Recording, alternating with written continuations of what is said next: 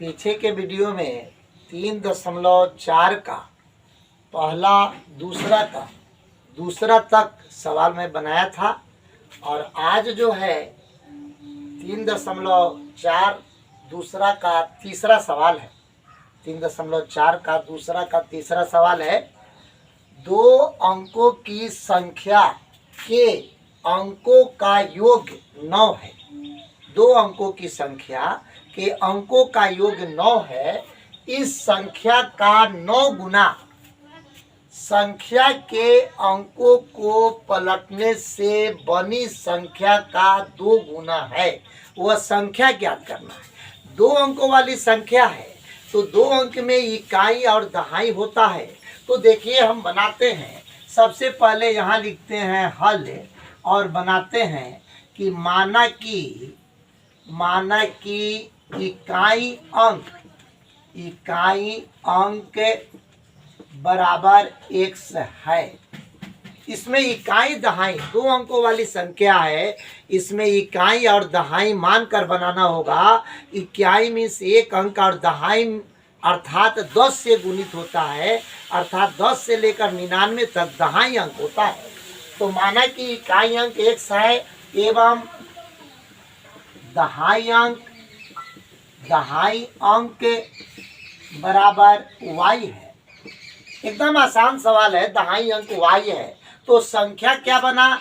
तो संख्या बनता है 10y प्लस x। यही संख्या बनता है। चूंकि इकाई x माने हैं, इधर से हम पढ़ते हैं इकाई और दहाई में 10 से गुना कर दिए हैं। संख्या बना 10y प्लस x।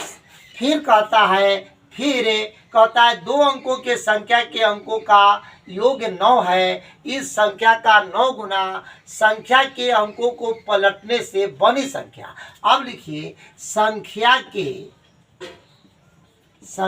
के अंकों को पलटने से बनी संख्या। जरा देखिए बिल्कुल आसान सवाल है, भारी नहीं है। यहाँ जो है 10y, यहाँ इकाई के जगह पर दहाई कर देना है और दहाई के जगह पर इकाई कर देना है। संख्या को पलटने से बनी संख्या 10x प्लस y। हमारे पास दोनों संख्या आ गया 10y प्लस x। संख्या को पलटने से आ गया 10x प्लस y। अब हम सवाल बनाते हैं। अब लिखते हैं प्रश्नानुसार। प्रश्न में क्या कह रहा है? प्रश्न में कह रहा है कि 2 अंकों की संख्या के अंकों का योग 9 है। 2 अंकों की संख्या के अंकों का योग 9 है, अर्थात x प्लस y बराबर 9। यह समीकरण 1 हो गया। और फिर प्रश्नानुसार फिर जो है लिखते हैं इधर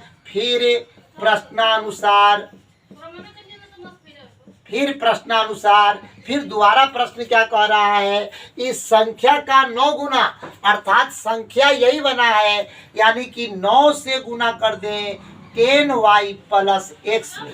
इस संख्या का 9 गुना अंकों को पलटने से बनी संख्या के 2 गुना के बराबर है। अंक जो पलटे हैं यहाँ पहले ही मान लिए हैं, यह बराबर है इसके 2 गुना से 10x प्लस y। यही सवाल कह रहा है। अब देखिए बिल्कुल आसान है। 10 में 9 से गुना हुआ 90y प्लस 9 में x से गुना हुआ 9x बराबर 2 में 10 से गुना हुआ 20x प्लस 2 में y से गुना हुआ 2y। अब देखिए यहाँ पर इसको हम सीधा कर देते हैं। 90y प्लस 2y है, इधर लाते हैं माइनस 2y और प्लस 9x है और इधर जो है 20x है, इसको उठा के इधर लाते हैं माइनस 20x बराबर कुछ नहीं बचा, बराबर 0। अब 90y में से 2y गया, यहाँ साइड में बनाते हैं। यहाँ जो है 88y बच गया, 88y और जो है 20x में से 9x गया माइनस 11x बराबर 0। इस दोनों में से 11 कॉमन लेते हैं, 11 अठे 88, 8y माइनस x बराबर 0। अब देखिए यह जो है 8y माइनस एक्स बराबर 0/11, यह गुना में 11 है, बराबर के बाद जाएगा भागा में हो जाएगा। अब हो गया, इसको सीधा कर लेते हैं, माइनस एक्स प्लस 8y बराबर 0, समीकरण 2। यहाँ पर पहले हम समीकरण 1 निकाल चुके हैं और वहाँ दूसरा 2 निकल गया। अब समीकरण के विधि से, विलोपन विधि या किसी भी विधि से हम इसको हल कर लेंगे। अब लिखते हैं, अब यहाँ लिखते हैं कि अब x प्लस वाई बराबर 9 और माइनस एक्स प्लस 8y बराबर 0, यह समीकरण 1 और यह समीकरण 2। यहाँ देखिए 1 में गुना करेंगे माइनस 1 से और 2 में गुना करेंगे 1 से। 1 में गुना होता है, यहाँ पर माइनस है, माइनस 1 से, और 2 में गुना होगा, यहाँ कुछ नहीं है तो 1 है, 1 से। अब इस बात को लिख देंगे, समीकरण 1 में माइनस 1 से एवं 2 में 1 से गुना करके घटाने पर, गुना करके घटाने पर, यहाँ देखिए आप गुना कर ले रहे हैं, 1 से गुना होगा तो वही हो जाएगा x प्लस वाई बराबर 9 और माइनस से, यहाँ पर माइनस से गुना होगा, माइनस एक्स और माइनस प्लस माइनस हो गया और माइनस 9 से गुना हुआ तो माइनस 9 हो गया।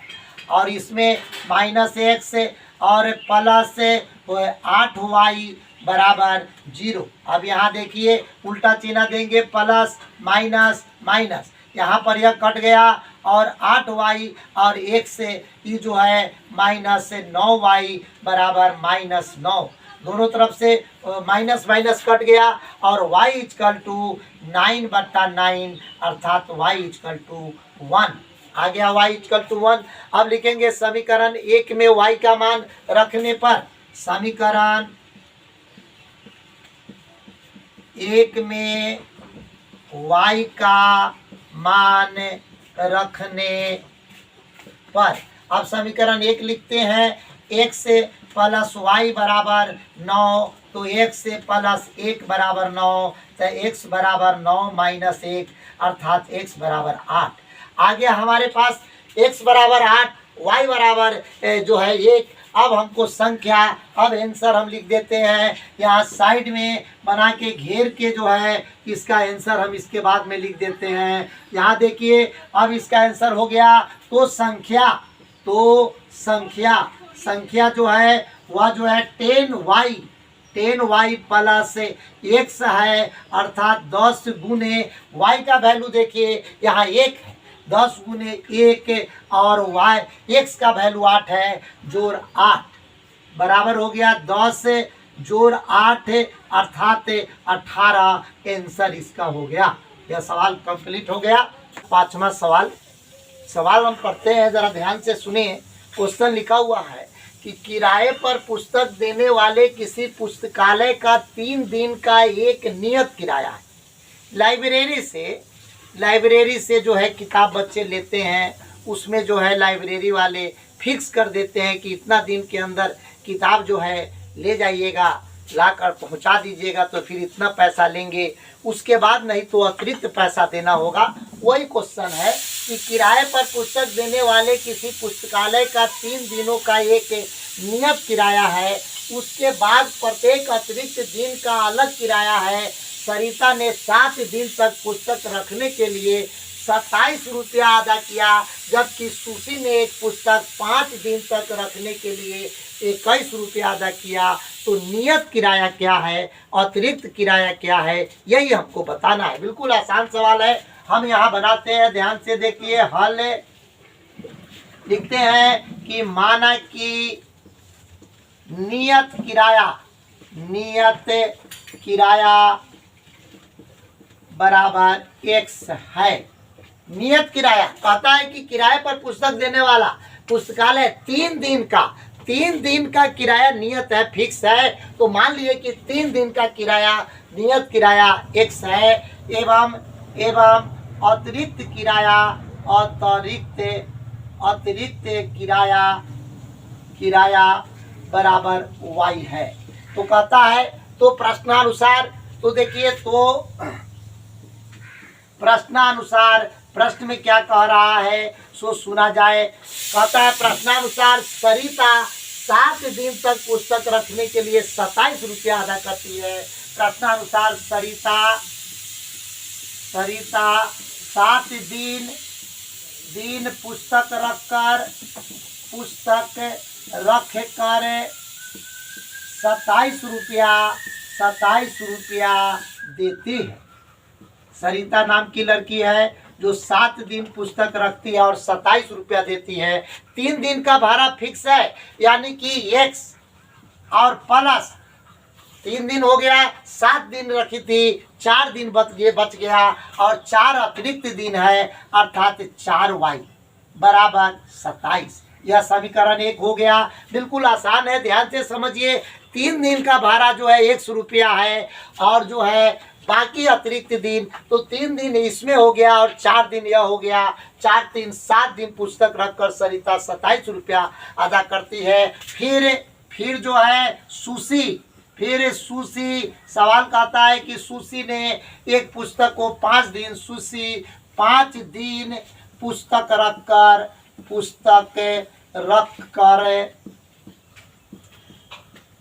21 रुपया देती है। अर्थात सुशी जो है 3 दिन के लिए x और 5 दिन बच गया 2y बराबर 21 रुपया। यह समीकरण 2 अब हो गया बिल्कुल आसान। अब समीकरण पर सवाल बन जाएगा। फिर यहाँ बनाते हैं, तो x प्लस 4y बराबर 27 और x प्लस 2y बराबर 21। समीकरण 1, समीकरण 2, 1 में गुना करेंगे 1 से, 2 में 1 से लिखेंगे समीकरण 1 में 1 से एवं 2 में 1 से गुना करके घटाने पर अब देखिए गुना करते हैं, 1 में 1 से गुना होगा, वही होगा x से प्लस 4y बराबर 27। समीकरण 1 और दूसरा समीकरण हो जाएगा x प्लस 2y बराबर 21। समीकरण 2 अब जो है दोनों को घटाएंगे, यहाँ माइनस माइनस माइनस यह कट गया, 4 में से 2 घट गया, 2 बच गया, 2y बराबर 27 में से 21 गया 6, तो y बराबर 6/2, 2 तिहाई 6, y बराबर 3।